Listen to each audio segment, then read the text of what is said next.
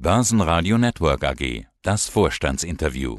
Quartalsbericht. Mein Name ist Marc Becks, ich bin der Finanzvorstand der Masterflex SE mit Sitz in Gelsenkirchen. Hier ist Andi Groß, Börsenradio, Deutschlands Börsenradio Nummer 1, und wir schauen uns an die Zahlen nach den ersten 3 Geschäftsquartalen, nach den ersten 9 Monaten. Ich mache das ja ganz gerne, dass ich so bei dem letzten Interview mal gucke, worüber haben wir gesprochen, gab es da nette Zitate, und da hatte ich bei Ihnen gefunden, die Geschäfte nach 6 Monaten laufen eigentlich so, wie man jeden Tag in der Zeitung lesen kann. Asien ein bisschen schwächer, Europa stagniert, Amerika läuft sehr gut.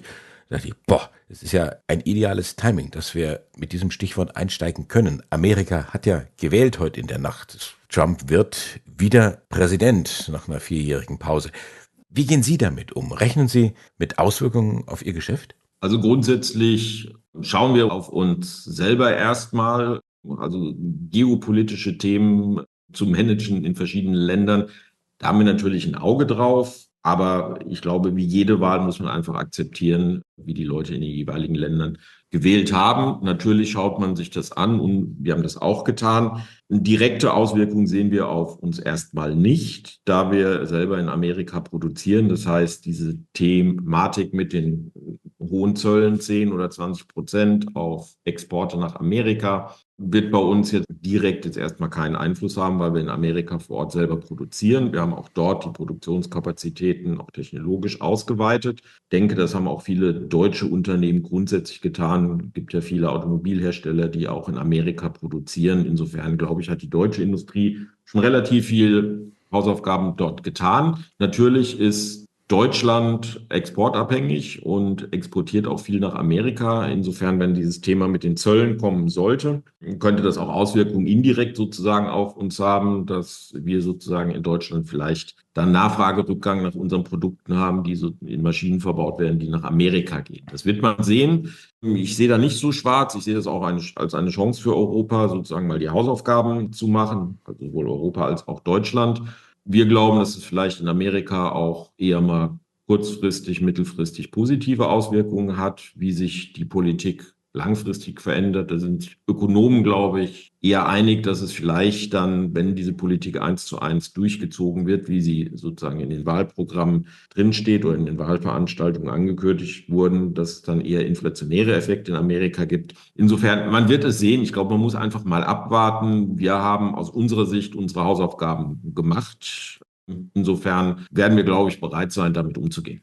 Dann schauen wir uns doch die Geschäftszahlen an nach den 9 Monaten. Konzernumsatz geht leicht zurück, von 79 Millionen auf knapp 77 Millionen, aber operativ bleiben mit 11,2 Millionen Euro mehr hängen als die 11 Millionen aus dem Vorjahr.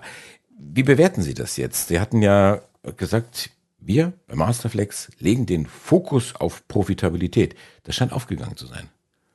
Ja, wir arbeiten da sehr stark dran. Natürlich fängt eine Gewinn-Verlust-Rechnung oben beim Umsatz an. Da muss man ehrlicherweise sagen, da stagnieren wir momentan, sogar leicht rückläufig.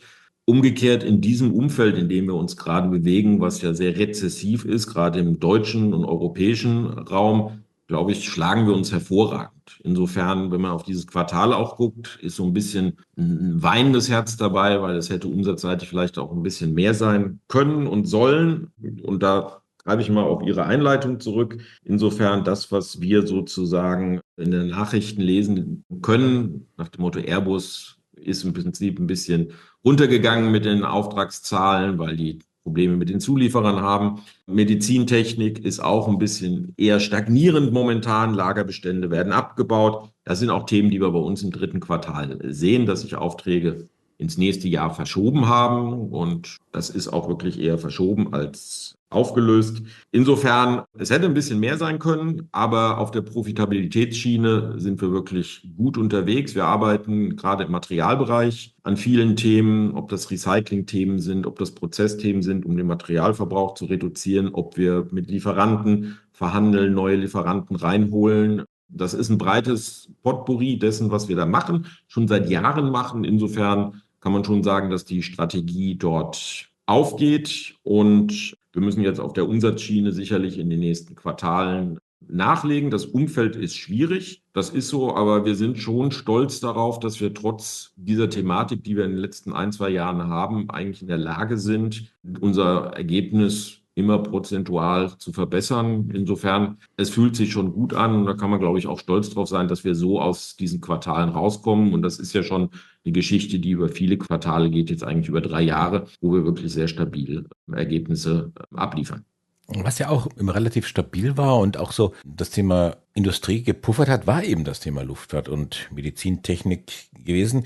Jetzt drittes Quartal, Sie hatten es gerade umrissen, Luftfahrt, kleines Luftloch oder so könnte man sagen. Aber Sie sagen, Sie rechnen, dass das wieder aufgeholt wird. Jetzt nicht im vierten Quartal, aber im nächsten Jahr. Was macht Sie da jeweils so sicher, dass Sie das aufholen werden?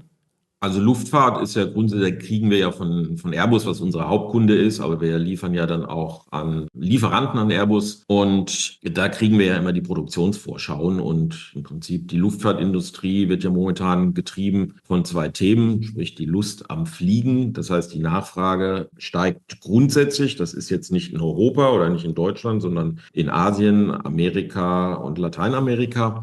Da ist die Nachfrage signifikant gestiegen, auch gerade nach der Corona-Zeit.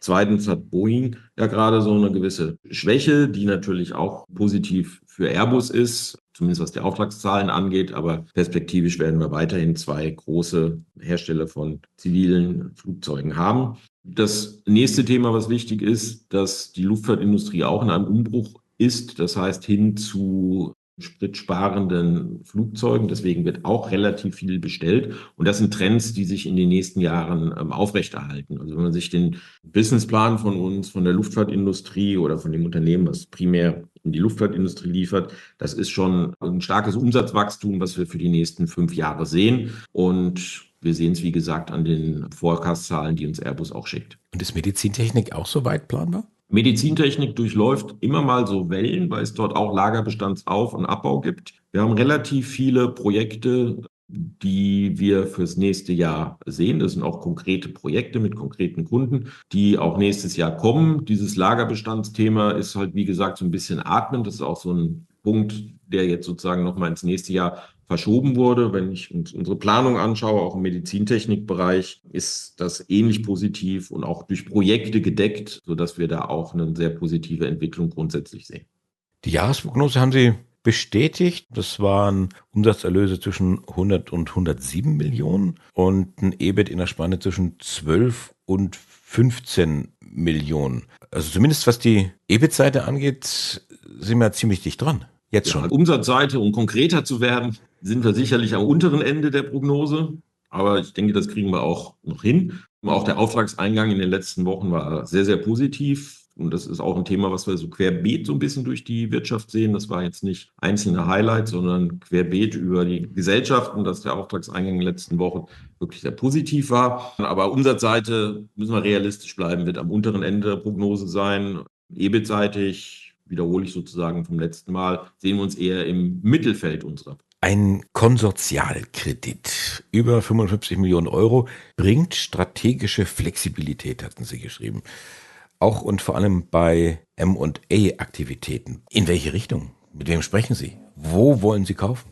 Das verrate ich so konkret natürlich nicht. Ich habe nicht gefragt, wen wollen Sie kaufen, sondern wo wollen Sie kaufen? In welche Richtung? Welches Volumen? Wo wollen wir kaufen? Es gibt bei uns 2 Fokusregionen. Das ist einmal Nordamerika. Nordamerika, muss man aber sagen, sind die Preise natürlich sehr hoch. Wir konkurrieren da auch mit Private Equity Unternehmen, die einfach eine andere Art der Finanzierung auch haben, als wir das haben. Die finanzieren eher auf Wiederverkauf. Wir finanzieren in Richtung Integration bei uns in den Konzern. Insofern hätten wir schon Riesenlust, in Amerika ein Unternehmen zu erwerben, aber ich glaube, da müssen wir ganz schön nach Perlen tauchen, um auch ein Unternehmen zu finden, was bei uns reinpasst und auch zu noch vernünftigen Preisen zu erwerben ist. Parallel suchen wir natürlich auch in Europa, ob das jetzt Nordeuropa ist oder auch Südeuropa, Mitteleuropa, also sozusagen in den klassischen Industrieländern, ob das Norditalien ist, ob das auch Deutschland ist oder die skandinavischen Länder. Also auch dort schauen wir. Insofern haben wir da sozusagen 2 Stoßrichtungen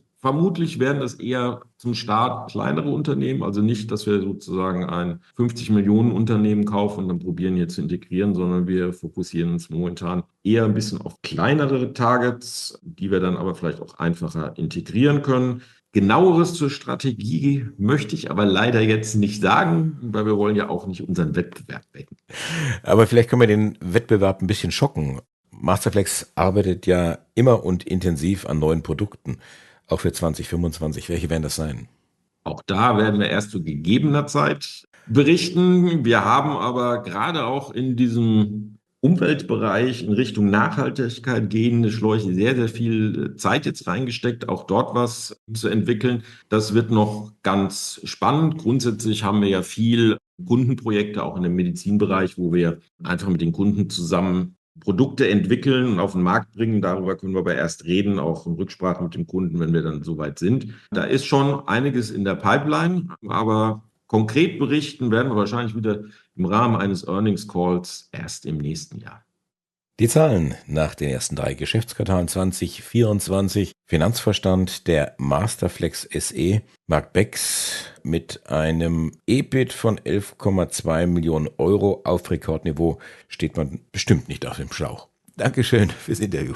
Ja, ich danke Ihnen, Herr Groß. Bis bald. Börsenradio Network AG, das Vorstandsinterview.